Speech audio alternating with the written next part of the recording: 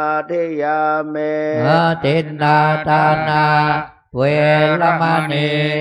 สิกขาปะทังสมาธิยามิกาเมสุมิจฉาจาราเวระมณีสิกขาปะทังสมาธิยาเมกาเมสุมิจฉาจาราเวรมณีสิกขาปะทังสมาธิยามิมุสาวาตาเวระมณีสิกขาปะทังสมาธิยาเมมุสาวาทาเวรมณีสิกขาปะทังสมาธิยามิสุราเมรยามัชฌปปมาตาฐานาเวระมณีสิกขาปะทังสมาธิยาเมสุราเมรยามัชฌปมาตาฐานาเวรมณีสิกขาปะทังสมาธิยามิมาเนปัญจสิกขาปตาเนเสเลนะสุขติงยันเตสาธุเสเลนะโภคะสัมปตาสาธุเสเลนะนิพพุติงยันเตสาธุตัสมาสีลังวิโสทะเยหันเตครับต่อไปโยงขบาทครับเนื้อสาธุโอกาสาโอตานาปินเดปาตังตานังปานาปัจจยโยตุโนเนจังสาธุโอกาสาโอตาปินเดปาตังตานังนิปานาปัจจยโหตุโนเนจังสาธุโอกาสาปินเดปะตังทานังนิปานาจายโยโหนตุโนนิจังรัมมาจาโลกาธิปเทสหปเทกัดอัญชะเลอันทิวัลังอัญญาจทาสันติตาสัตตาปรัชชคาสาติกาเทเสตุธรรมังอนุกัมปิมังปะชังนะโมตัสสะภะคะวะโตอะระหะโตสัมมาสัมพุทธัสสะนะโมตัสสะภะคะวะโตอะระหะโตสัมมาสัมพุทธัสสะนะโมตัสสะภะคะวะโตอะระหะโตสัมมาสัมพุทธัสสะปูชาจะปูชานิยานังเอตัมมังคารมุตตมันเตณโอกาสบัดนี้จักได้ชี้แจงแสดงพระธรรมเทศนาปรรณนาถึงศาสนธรรมคำสอนแห่งองค์สมเด็จพระชินวรสัมมาสัมพุทธเจ้าเพื่อเป็นการประคับประคองฉลองศรัทธาแล้วจะได้น้อมนำเอาธรรมะมาเป็นหลักสำหรับประกอบกับการดำเนินชีวิตประจำวันตามสมควรแก่เวลาเอามือลงไว้บนตักก็ได้เนื่องด้วยในวันนี้เป็นวันสำคัญในทางพระพุทธศาสนา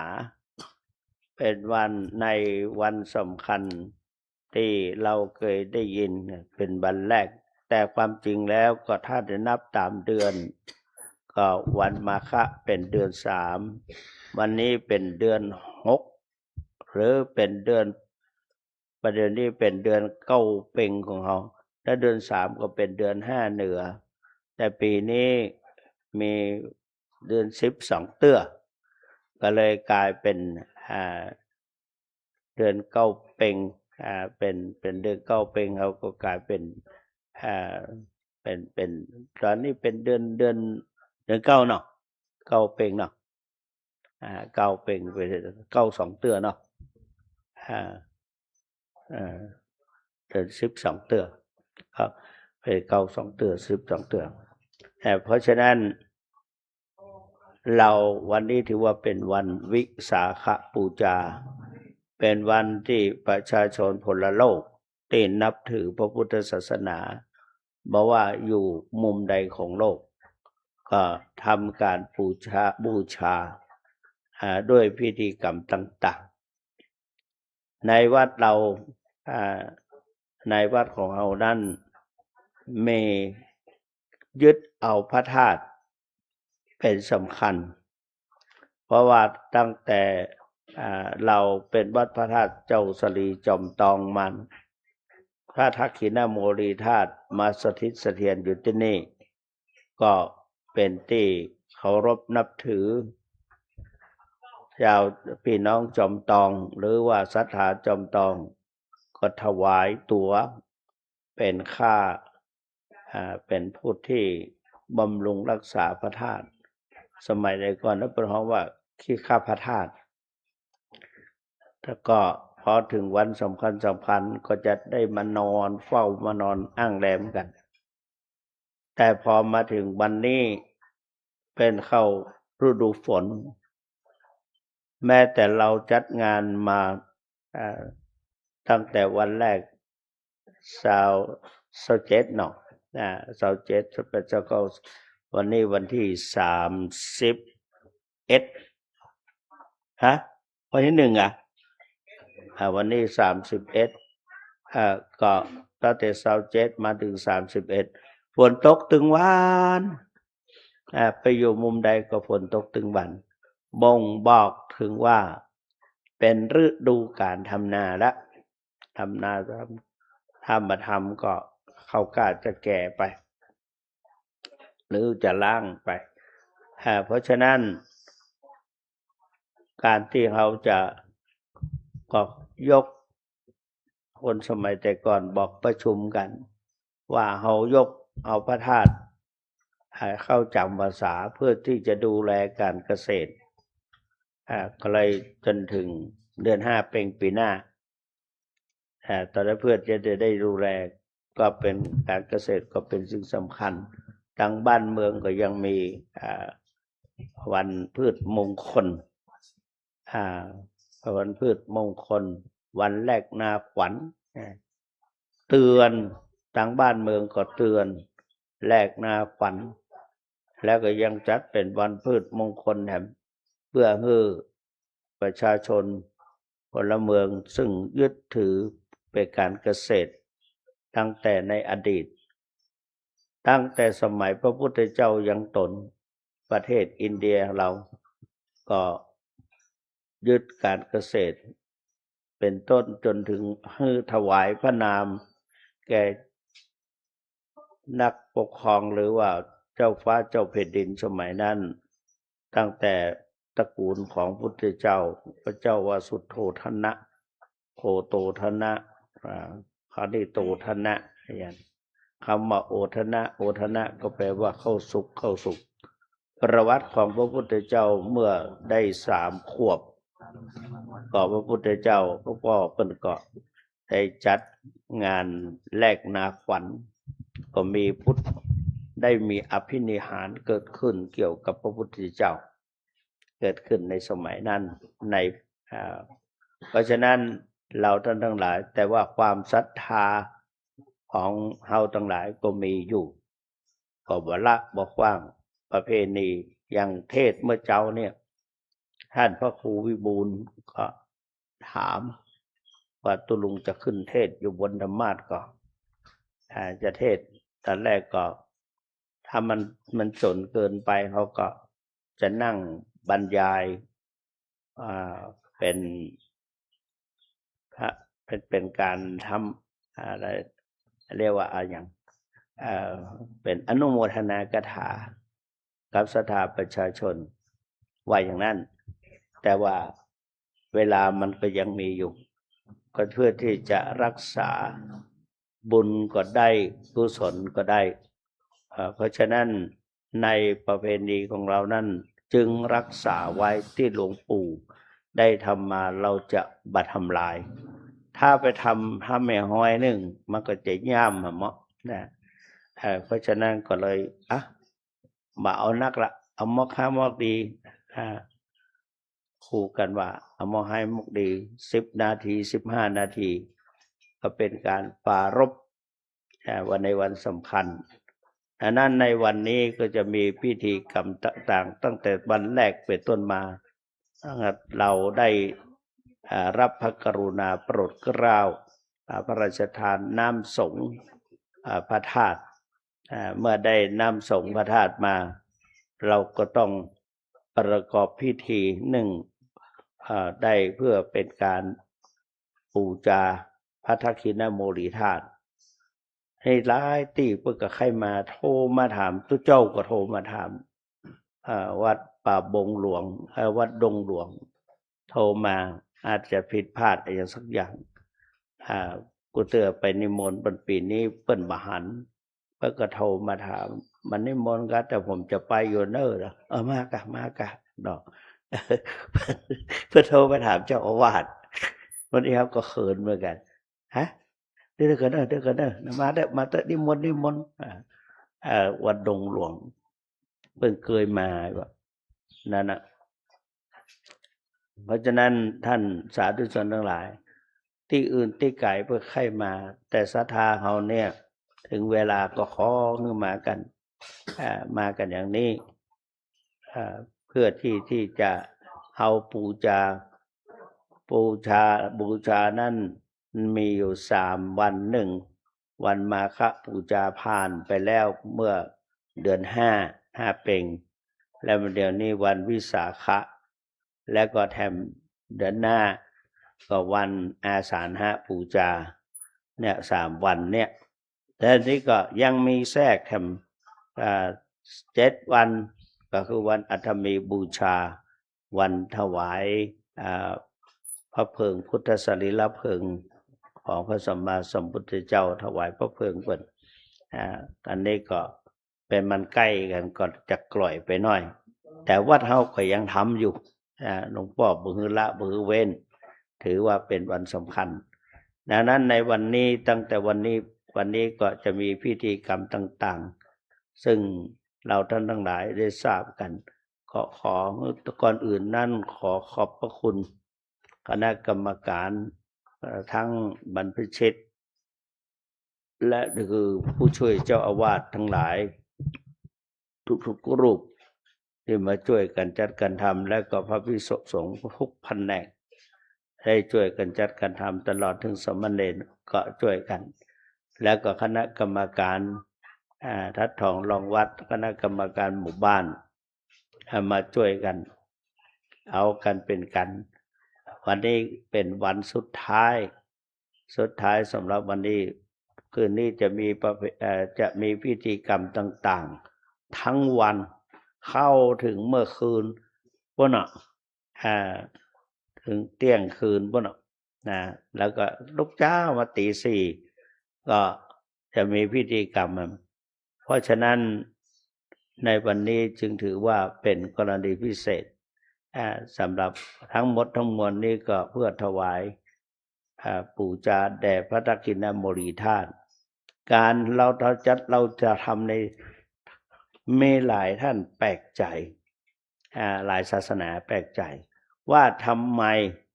พระพุทธศาสนาจึงได้รับการบูชาอย่างมากมาย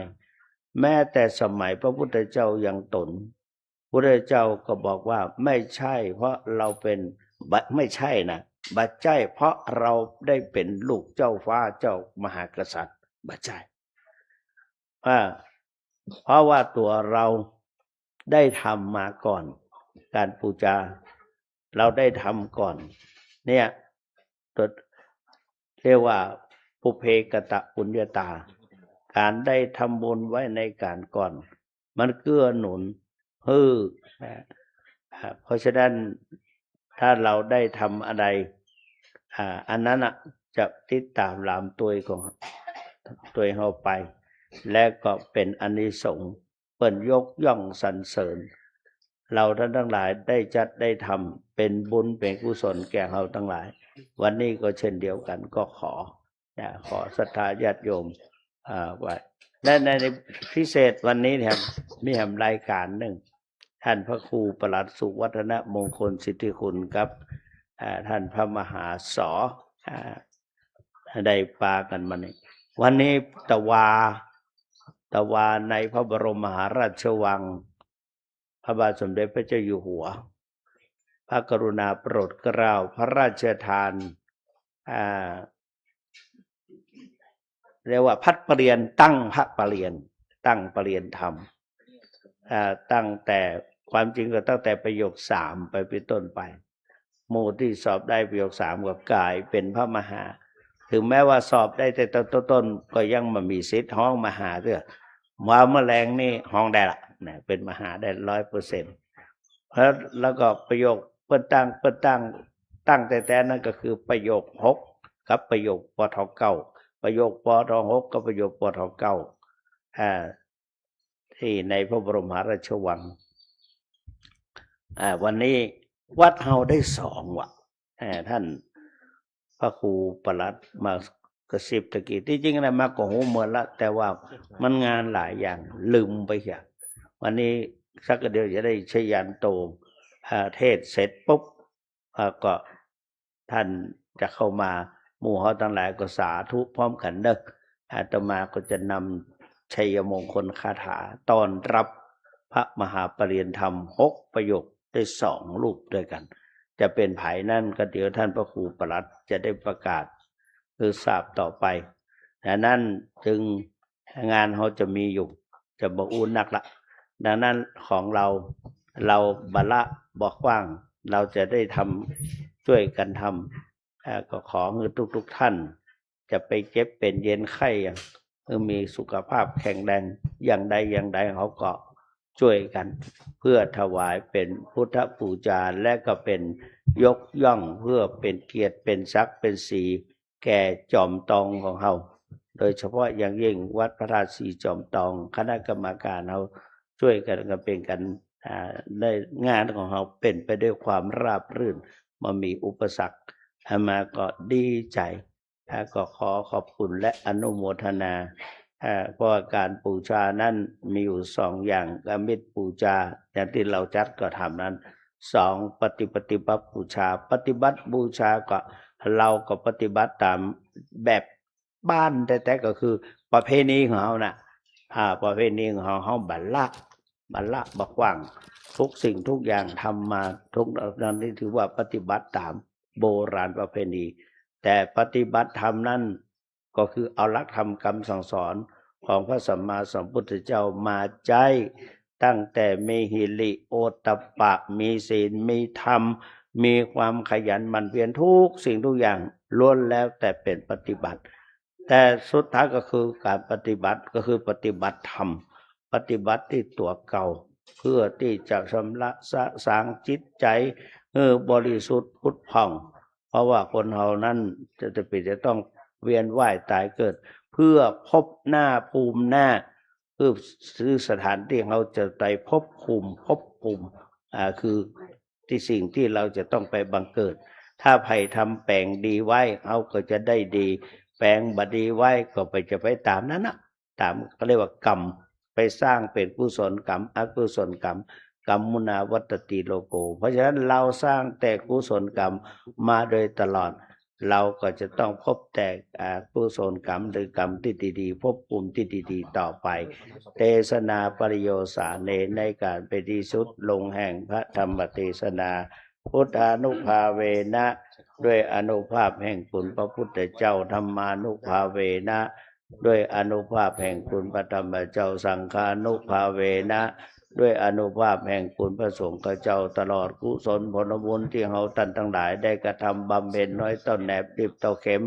ก็ขอกุศลผลนั้นปกปักวิทักษ์รักษาเราท่านทั้งหลายอยู่เย็นเป็นสุขทั้งตัวเองทั้งสมาชิกภายในครอบครัวทุกท่านเพื่อประสบความสำเร็จในการดำเนินชีวิตต่อไปแสดงพระธรรมเทศนาหันสมควรแก่เวลาขอสมมุติยุติลงคงไว้แต่เพียงเท่านี้เอวังก็มีด้วยประการฉะนี้อันธรรมยังสาธุกลังกะโลมาเสสาธุสาธุสาธุ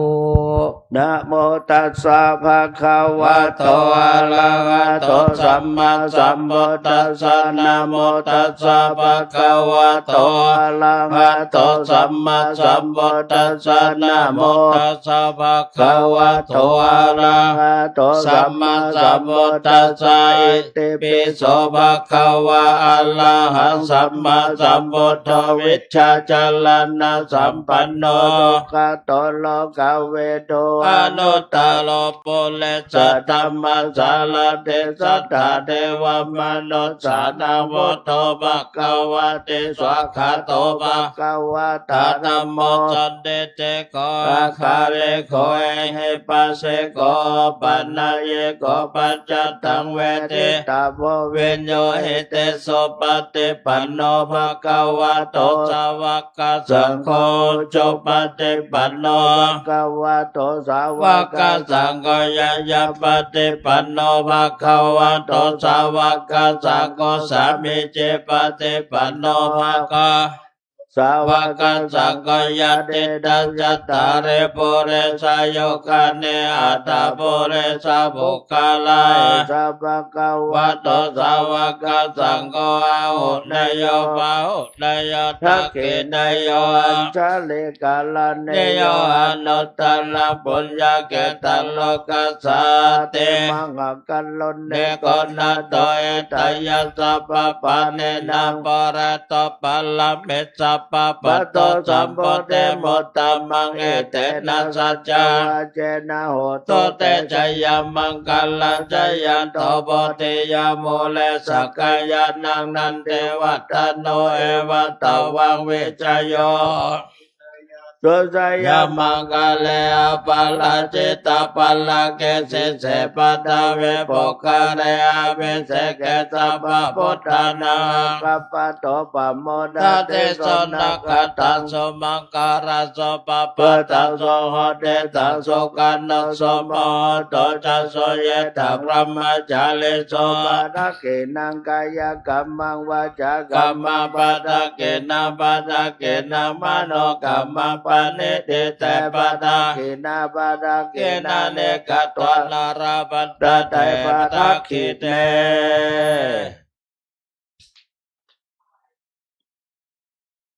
เอาเข้ามาได้แล้วยังเนาะ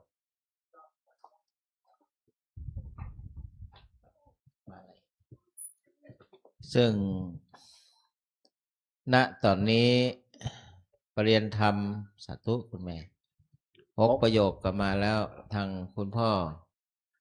ประธานก็คณะได้ถวายสักการะมุทิตาเบื้องต้นนั้นเข้ามาอย่างวัด เพื่อมือเสียเวลาญาติโยมก็มาประเคนการเทศได้เชิญประเคนไทยธรรมการเทศเทศนาประเดชพระคุณหลวงพ่อนะ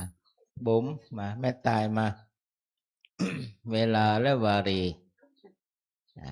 บริหารเวลามาถวายการเทศเทศนาพระเดชพระคุณหลวงพ่อเช้าวันนี้เป็นอย่างดีหมด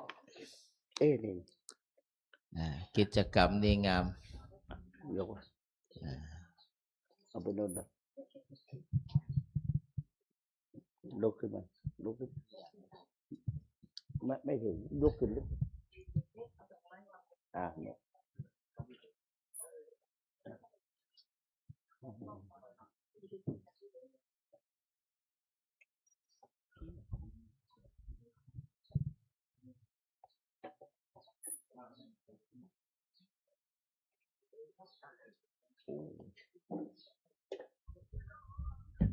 ยมชูหวังไปดูหลวงพ่อ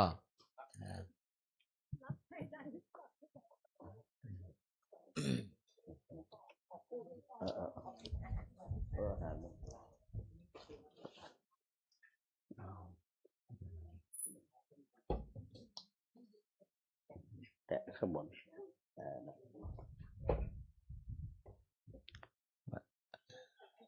พระเรียนรอแล้วโยมรับไปเลยมาหนู ชยันตปฏิยาโมเรสักยานังนันทิวัตโนเอ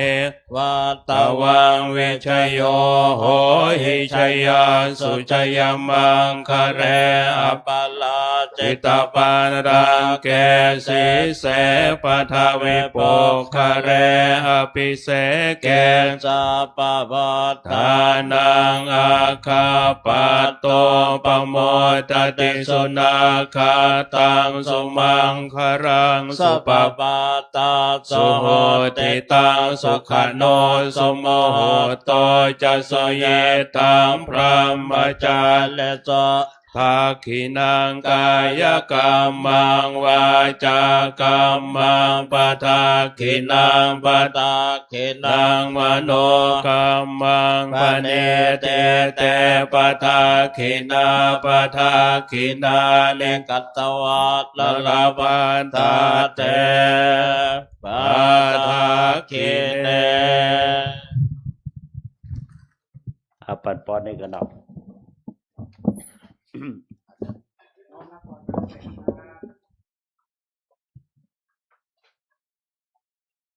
ยะถาวาลิวะหาปูราปาริปูเรนติสาคลังเอวะเมวะอิโตตินังเปตานังอุปกัปปติอิชิตังปฏิตังตุมหังคิปะเมวะสมมิจฉตุสัพเพปูเรนตุสังกปาจันโทปนารโสยถามณิโชติรโสยถาสพพิติโยวัชชันตุสัพพะโลกวินัสตุมาเตภวัตวันตรายโยสุขีติขายุโกภวะอภิวาทานะสีริสะนิจังวุฒาปจายโนยะตาโลธรรมาวัฏันติอายุวโนสุขังพระลัง สาธุสาธุสาธุ เดี๋ยวจะขออนุญาตหลวงพ่อขอพระมหาปริญญาได้เข้าถวายสักการะด้านหน้าหลวงพ่อที่บนธรรมาสน์กัมนะครับ เอาบนธรรมะเลยเด่นเลยก็ที่นี่มันบัง ยกผ่านเนาะอย่างที่หลวงพ่อได้เจริญพรให้ศรัทธาญาติโยมทราบเนาะในปีนี้ทางสำนักศาสนศึกษาวัดพระธาตุสิจอมทองของเรามีพระภิกษุสามเณรที่สอบได้ปริญญาธรรม6ประโยคได้2รูปคือ1ท่านพระมหาเชิดชายจิตะธรรมโมและ2สามเณรวีรชิตวีระสุทธากุลนะครับโดยทั้ง2รูปได้เดินทางเข้าไปยังวัดพระศรีรัตนศาสดารามในพระบรมมหาราชวังเพื่อรับพระราชทานประกาศนียบัตรและกับพัดยศปริญญาธรรม6ประโยคจากพระบาทสมเด็จพระเจ้าอยู่หัวเมื่อตะวานี้นะครับซึ่งเดินทางกลับมาตะคืนนะครับอันนี้มนต์หลวงพี่กับน้องเนนนั่งที่เก้าอี้ด้านหน้านะครับเนาะส่วนในพระภิกษุสามเณรที่สอบได้ในชั้นปริญญาธรรมอื่นๆจะมีพิธีทรงตั้งปริญญาเนาะเดี๋ยวทางอาตมาภาพจะได้นำเรียนแจ้งคณะศรัทธาญาติโยมให้ทราบแก่กรรมเนาะแล้วเดี๋ยวประมาณช่วงกลางพรรษาเราจะได้มีพิธีถวายการต้อนรับพระภิกษุสามเณรที่ได้เข้ารับการทรงตั้งปริญญาแล้วก็ได้รับการฉลองปริญญาจากจังหวัดแถมกรรม1นะครับ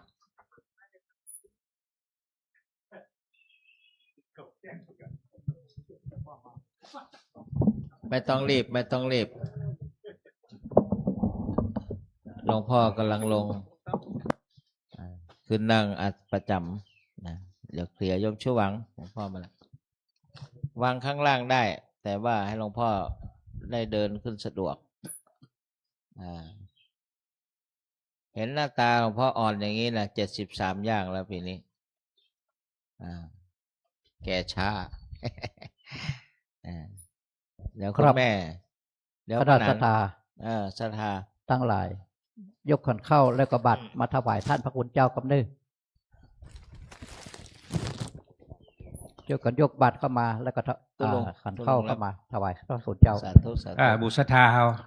ถ้าปัจจัยเป็นจริงนะครับจะกันยกวันมันหลายนะครับวันนี้เยอะจะช่วยกันหน่อย แม่จันพ่อสอน แล้วทำเวลาด้วยนะครับเขาจะมาพิธีใหญ่ไปทางหน้าแต่เมื่อกี้นี่นะเขาจะเริ่มพิธี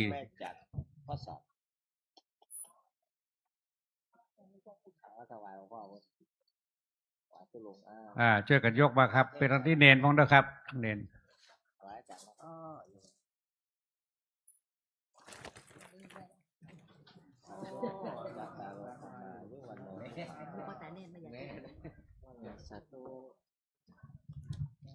ญาติโยมช่วยกันถือท่านละถาด2 ถาดก้อยประเคนมาพี่เล็กประเคนอย่าไปลืมมหาปรริญญา6 2 ตนนั่นเลยเหรอ2 รูปอันหนึ่งเน้นปรริญญาอันหนึ่งมหาปรริญญาเนอะเพื่อนได้ประโยค6เพื่อนได้ประโยค6เท่ากันเพื่อนได้ประโยค6เท่ากันวันนี้ศรัทธาไปตั้งปุ้นไหมไปพอลูกเนนเลยเด้อลูกเนนตัวปุ้นก็เดี๋ยวดอกไม้มันบังหน้าบาหันลูกเนนมันกลืนกับฝาผนังโอ้มาอีสาธุ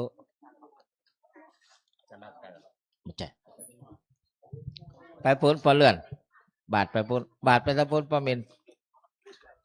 บาดไปปุ้นคลิถาของใครมองใครของใคร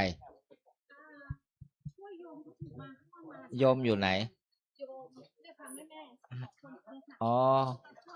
มาตุกรู้จักแล้วไม่ต้องบอกละตุกจิราพรกิฟเฟลคำฟอร์มเยอรมนี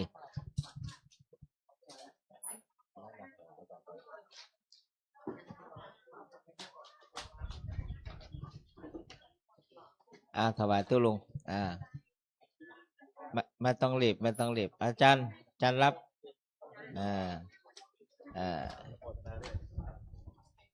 นั่นแหละเดี๋ยวแม่วางนี่สาธุอายุวันโนสุขังพลังตุกระวังตุกไม่ต้องรีบนะไปเรื่อยๆเลยคุณแม่ไปเรื่อยๆเลย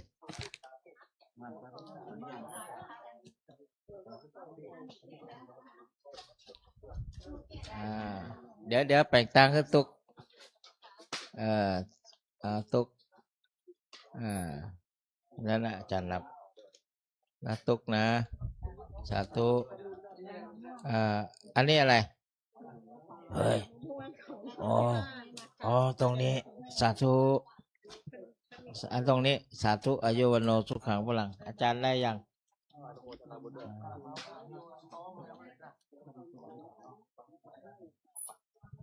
ไว้ที่ไหนดีกันเพราะเดี๋ยวเขาจะลงทะเบียนที่พระสถานเดี๋ยวค่อยไปทำนะจากนั้นผมถวายก่อนวันงานได้ถวายก่อนวันงานไว้ที่พระสถานฝากท่านเจมส์ไว้นะครับ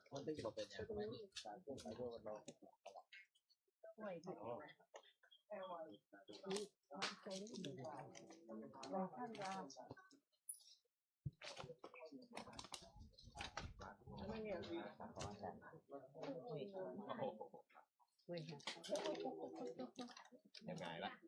น้ำนองเล่น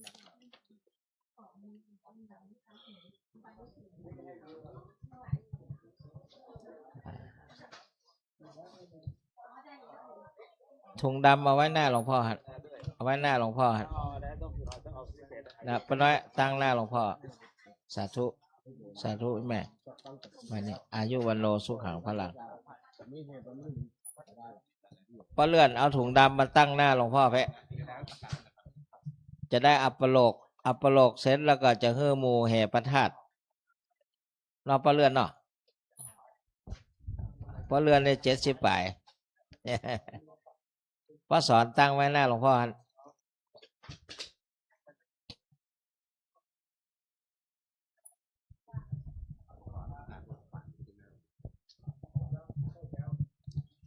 ขอประกาศประชาสัมพันธ์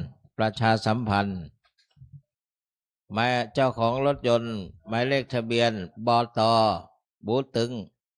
7898ชม.บต.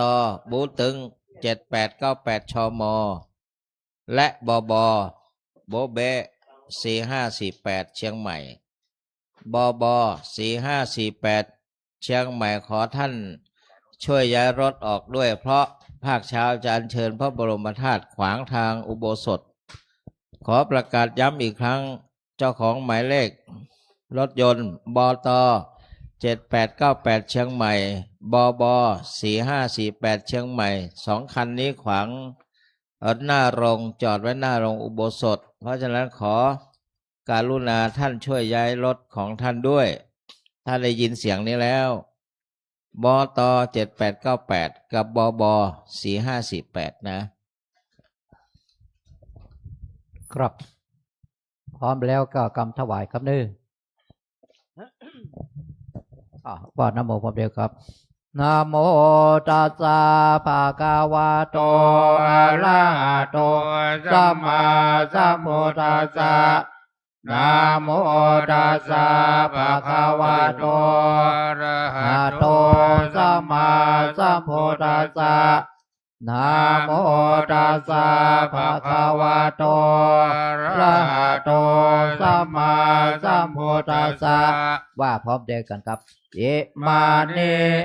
มายังพันเตภัตตานิสัปปาริวาลานิภิกขุสังฆัสสะโอโนชยามะสาธุโนพันเตภิกขุสังโฆอิมานิภัตตานิสัปปาริวาลานิปฏิคันหาตุอัมหากังเอกาลตังหิตายะสุขายะข้าแด่พระสงฆ์ผู้เจริญข้าพระเจ้าทั้งหลายขอน้อมถวายภัตตาหารพร้อมทั้งบริวารทั้งหลายเหล่านี้แก่พระภิกษุสงฆ์ขอพระภิกษุสงฆ์จงรับภัตตาหารพร้อมทั้งบริวารทั้งหลายเหล่านี้ของข้าพระเจ้าทั้งหลายเพื่อประโยชน์และความสุขความเจริญแก่ข้าพระเจ้าทั้งหลายตลอดกาลนานเทอญ สาธุขอนิมนต์พระเจ้าคุณ ยักเคพันเตสังโฆปฏิชานาตุขอพระสงฆ์ทั้งปวงจงรับทราบบัดนี้ได้มีทายกทายิกาผู้มีจิตศรัทธาน้อมนำมาถวายซึ่งภัตตาหารมาเป็นสังฆทานแด่พระภิกษุสงฆ์ในวัดนี้อันว่าสังฆทานนี้สมเด็จพระพุทธองค์ทรงมีพระบรมพุทธานุญาตให้แจกการตามบรรดาที่มาถึงฉะนั้นพระสงฆ์ทั้งปวงจะเห็นสมควรหรือไม่เห็นสมควรหากเห็นว่าไม่เป็นการสมควรแล้วไซร้ก็ขอจงโปรดทักท้วงคืนในท่ามกลางระหว่างสงฆ์อย่าได้เกรงใจหากเห็นว่าเป็นการสมควรแล้วขอจงเป็นผู้นิ่งอยู่บัดนี้พระสงฆ์ทั้งปวงนิ่งอยู่ข้าพเจ้ารู้ได้ว่าเป็นการสมควรและจะขอสมมุติตนเป็นผู้แจกของสงฆ์ต่อไปณกาลบัดนี้นะโมตัสสะภะคะวะโตอะระหะโตสัมมาสัมพุทธัสสะนะโมตัสสะภะคะวะโตอะระหะโตสัมมาสัมพุทธัสสะนะโมตัสสะภะคะวะโตอะระหะโตสัมมาสัมพุทธัสสะ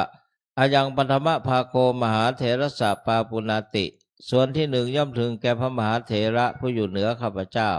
อวเสสาภาคาอัมหากังภาปุณาติส่วนที่เหลือย่อมถึงแก่ข้าพเจ้าทั้งหลายคือเถระมัชฌิมะตลอดจนนวกะรูปสุดท้ายตลอดจนบรรดาสัมมเณรทั้งหลายคือหัตถญาติโยมบาศกอุบาสิกาเมจโยคีผู้ประพฤติวัดปฏิบัติธรรมทั้งหลายตลอดถึงดิรัจฉานทั้งหลายเตยถาสุขังปริพุนชันตุขอให้ท่านทั้งหลายเหล่านั้นจงบริโภคตามความสุขสบายเถิดสาธุ สังเกนารุจติสังเกนารุจติสังเกนารุจติ ท่านมหาประกาศที่สององค์ตะเกียชื่ออย่างก็สององค์ที่สอบได้ครับสองรูปที่สอบได้นะครับ คือท่านพระมหาเชิดชายจิตะธรรมโม แล้วก็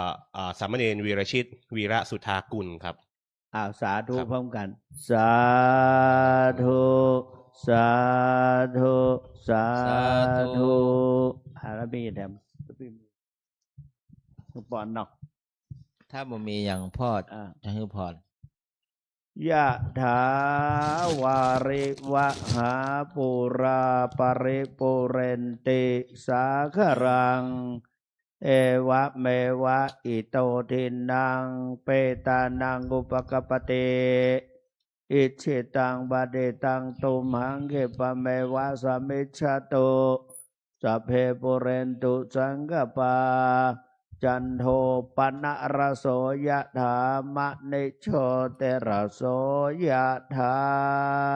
สัพพิติโย เว วัชชันตุสัพพะโลกเวนัสตุมาเตภวัตวันตรายโยสุเกเตกายโยโกภวะ อภิวาว า ท ตั น น เส เส เล เล ส ส เน เน จ จ จา จาว ทาปัจจเยโนจัตตารธรรมาวัฏันเตอายุวันโนสุขังภา ลา ลัง โยวัต ตะกอนตันนวัตตะกอนเสลวัตตะกอนยัสสวัตตะกอนปัลลวัตตะกอนวันนวัตตะกอนสุขวัตตะกอนโหตุสัพพตาโตกะโลกัพพยาเวลาโสกาสัตตจปัตตวาอเนกาอันตราย าเปเวนา สัตตจะเตชัสสะชยเสเตทานังลาบังโสติภะขยังโสกะพัลลังเสเลอายุจวันโนจะภคาวเตจยสวัสสัตวัสสะจะอายุวะเสเตภวันตุเตภวันตุสัพพมังคลังราคันตุสัพพเตวัตตาสัพพะทานโนภาเวนัสตาโสเตภวันตุเตภวันตุสัพพมังคลัง ลาคันปะเด ภวัตตาสัพพะธัมมานุภาเวนัสตาโสเทภวันตุเตภวันตุสัพพมังคลังรักขันตุสัพพะเทวตาสัพพะสังฆาโน ปา ภาเวนัสตาโสเท ภา ภาวันตุ อันตมยังสาธุกลังกะโลมาเสสาธุสาธุสาธุครับต่อไปขอเชิญทุกท่านนั่งสมาธิเจริญภาวนาแผ่เมตตากุศลผูบุญตันต่อไปครับ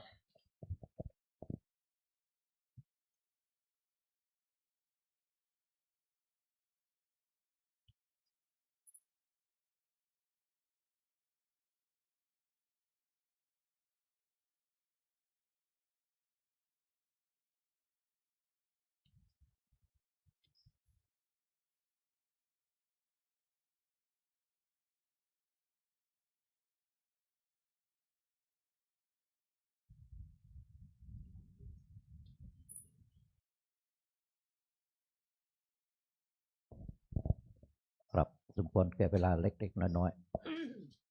เอตังตานะกัมมังนิปานาปัจจายโยตุโนเนจังเอตังศีลกัมมังนิปานาปัจจายโยตุโนเนจังเอตังภาวนากัมมังปัจจายโยตุโนเนจังยังกินเจโกชาลังกัมมังสาเปกาเตกาตังปุญญังโนนุโมทันโตสุนันโตปนโตเยเตวามิงกาเดอาทิกากาติกายุกาจัตตาโอนโตสัพพะสัตตานังสุเขอัตตานังเนลันโตมาตาปิตาโสเกตาโอนโตทุกขะโมจันโตสัพเพญาติกาสุเกตาโอนทุกขะปะโมจันโตสัพเพอาญาติกา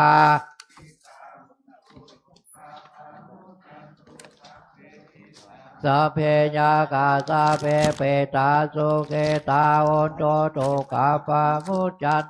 สัพเพนาคาตาสุเกตาโอนโตโตกาปามุจจันโตสัพเพ เทวา สุเกตาโอนโตโตกาปามุจจันโตสัพเพอาจาริโย ปัจจายา สุเกตาโอนโตโตกาปามุจจันโตสัพพะเจนังสัพเพจันตุโววันตาเมโพธังสัพพะเมโตสัง มาธาเมปันเจวันตามิธรรมังสัพ พะ พัง เมโตสังฆามาตาเมวันเทวันตาเมสังฆาสัพพะเมธรรมาตาเมวันเทวันตาเมโกโล ปัจจาจาริเยสัพพะเมโตสังฆามาปันเจวันตามิมัทธานังสัพพังเมโตสังฆามาธาเมปันเจวันตามิอารา ละ เม เมมาตาติมายังสัพพะเมโตสังฆามาตาเมวันเทวันตา ติยังสัพพังสัพพะทาเนโสภาเทธิกาลาตาโตมาโพเทมุตาโลปังสักกาลังนาตาโลเกเทวะโลเกพระมาโลเกจัมโพธิเป กาทิ เปสาเลละธาตุโยเกสาธาตุโยอะละหัตตา กา ตุโยเจติยา ตะโกติงจาตุลาเจติสาเจต ธรรมกันเตสะเพสัมปทาเจติยาวันตาติสัพพะโสครับต่อไปก็วันตาน้อยลูกเหมือนหลวงปู่แล้วก็ท่านเจ้าคุณทุกตนทุกองค์ครับ วันตามีพันเตสะปังอาปาลาทังกามาทัง เบวัน เตระมายังกาต่างปนยังสามินา นุโม เทตาพังสามินากาต่างปนยังไม่ห่างตาทัพ พัง สาธุสาธุอนุโมทามิ ในนามของพระภิกษุสามเณรทั้งหมดได้ขอกล่าวคำว่าจตารโลธรรมาวัฏันติอายุวันโนสุขังพระลา สาธุสาธุสาธุครับกล่าวคำลาพร้อมเด็กครับอันทธานิมายังพันเตข้าชามาพาหุกิจจามายังพาหุการณิยา สถานเดตุมเหกาลังมัญญาธา สาธุพันเตสาธุพันเตสาธุพันเตปอนกำเนิดสปีติโยวิวัตชันตุสัพพะโลโกวินาศโตมาเตภวะตนตรายโยสุขิติกายโยโกภวะวิวัตนาสิริสนิจังบุตรปัจจายโนจตารโลธรรมาวัฏันติอายุวันโนสุขังพระลัง ทำไมมากน้อยจังวันเนี้ย